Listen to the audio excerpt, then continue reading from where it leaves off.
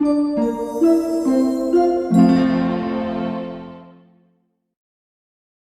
ားလုံးပဲမင်္ဂလာပါကျွန်တော် channel ကနေပြီးတော့ပြန်လည်ကြိုဆိုပါရစေကျွန်တော်ဒီနေ့မျှဝေပေးခြင်းတဲ့အကြောင်းအရာလေးရအောင်ပေါ့နော်ကျွန်တော်တို့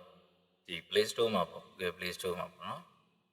Google Playstore မှာတင်စားနေတဲ့ ChatGPT application လေးအကြောင်းကိုဘယ်လို install လုပ်အောင်လဲပေါ့နော်ဘယ်လို install လုပ်ပြီးဘယ်လိုသုံးအောင်လဲဆိုတော့ပြသွားမှာဖြစ်ပါတယ်နောက်ဒီမှာဆိုရင် Playstore ကိုဝင်လိုက်တာနဲ့ ChatGPT ရဲ့ကြွညာလေးပါနေ ChatGPT ဆိုပြီးအဲ့တော့ use the official ChatGPT app ဆိုတော့ဒီဟာလေးကိုပေါ့နော် AI ခေတ်ကြီးမှာပေါ့နော် ChatGPT နဲ့နာမည်ကြီးနေတဲ့ application လေးဟာ Play Store မှာတုံးလို့ရနေပြီဆိုတော့မတည်သေးတဲ့လူတွေတည်သွားအောင်တည်ပြီးသားလူတွေလည်းဘယ်လို install လုပ်ရမလဲပေါ့နော်ဘယ်လိုလုပ်ရမလဲဆိုတာလေးနားလည်လို့အောင်ကျွန်တော် install လုပ်ပြီးတော့ကောင်းနေပါတယ်ချိန်ထားတယ်ပြသွားမှာဖြစ်ပါတယ်နောက်ဒီမှာ ChatGPT ပေါ့နော်ဒီကုမ္ပဏီကကျတော့ OpenAI ပေါ့နော်ကျွန်တော်သိရတဲ့အတိုင်းပဲ OpenAI ကထုတ်တဲ့ ChatGPT ဆိုတဲ့ application လေးကိုပေါ့နော်ဒီမှာဆိုကျွန်တော်တို့ download ဆိုတဲ့လူက1 million ကျော်သွားပြီပေါ့ Google Play Store ကိုဘယ်ချိန်လုံးကရောက်လဲပေါ့နော်အဲ့တော့ကျွန်တော်တို့တစ်ချက်တော့ကြည့်လိုက်မယ် about this အောင်နားလေးမှာပေါ့နော်ကြည့်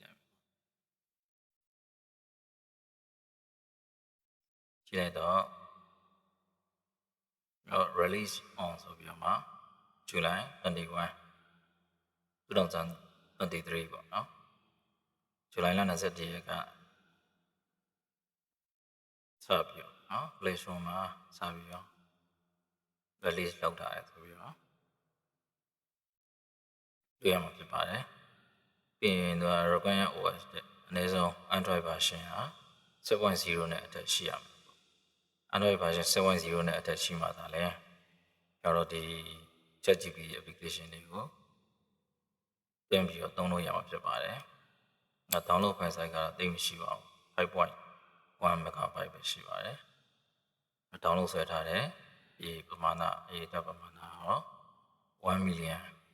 ကျော်နေပါပြီနော်။ update ကတော့ကျွန်တော်တို့26ရက်နေ့ရောက်ပါတော့။ update ထပ်လုပ်တယ်ပေါ့ application version နေတော့ 1.0.0023 ပဲရှိသေးတယ်အဲ့တော့ပြောနေရင်ကျွန်တော်တို့ကြားတယ်ပေါ့နော်လက်တွေ့စမ်းတော့ကြည့်လိုက်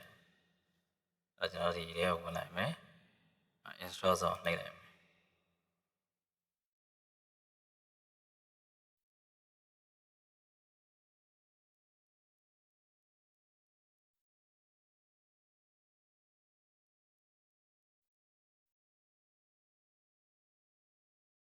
ပြီးတော့ဆိုကျွန်တော်တို့ open ကိုနှိပ်လိုက်မယ်အခါ site tab ပါလုပ်လိုက်ပြီးကျွန်တော်ဒီမှာသူ့ရဲ့ဖွင့်လိုက်တဲ့အကြောင်းမြင်ရတယ်ပေါ့နော် let's go ChatGPT continue with Google နဲ့ဆက်တုံးတာပေါ့နော် continue with Apple account နဲ့ဆက်တုံးလာ sign up with email နဲ့ sign တုံးလာပြီးရင် login ဝင်မလား account ရှိပြီလားဆိုတော့ကျွန်တော်တို့ကခုမှစပြီးတော့ install လုပ်ပြီးတုံးမှာဆိုတော့ Google account နဲ့ပဲကျွန်တော်တို့ဝင်ပြီးတော့ချိန်တုံးလိုက်မယ်ပေါ့နော် continue with Google ဆိုတော့နှိပ်လိုက်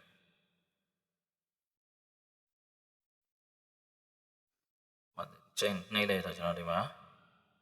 ကျွန်တော် Google account လေးစီရောက်သွားမယ်ပေါ့နော်ကျွန်တော်တခုယူလိုက်မယ်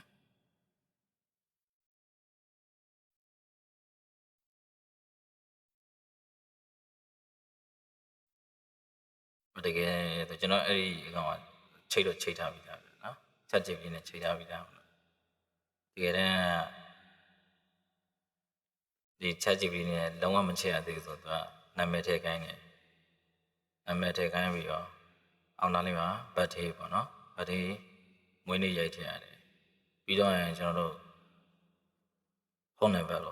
ထည့်ပြီးတော့ verify လုပ်ပြီးမှသုံးလို့ရဖြစ်ပါတယ်ကျွန်တော် verify လုပ်ထားပြီးသားမလို့ Welcome to ChatGPT ဆိုပြီးတော့မှတန်းပြီးတော့ပွင့်လာခြင်းဖြစ်ပါတယ်။အဲဒါ continue နှိပ်ပြီးတော့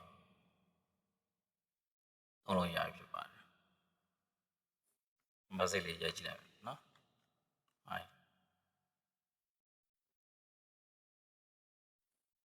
Hello, how can I assist you today? ရပြီနော်။အဲဒါဆိုရင်ကျွန်တော် ChatGPT ကိုသုံးလို့ရပြီဖြစ်ပါတယ်။ကျွန်တော်ဝေမျှချင်တာတော့ဒီလောက်ဆိုအဆင်ပြေမယ်လို့ထင်ပါတယ်။အားလုံးကိုကျေးဇူးတင်ပါတယ်။နောက်ဗီဒီယိုမှာပြန်လည်ဆုံတွေ့ကြပါစို့။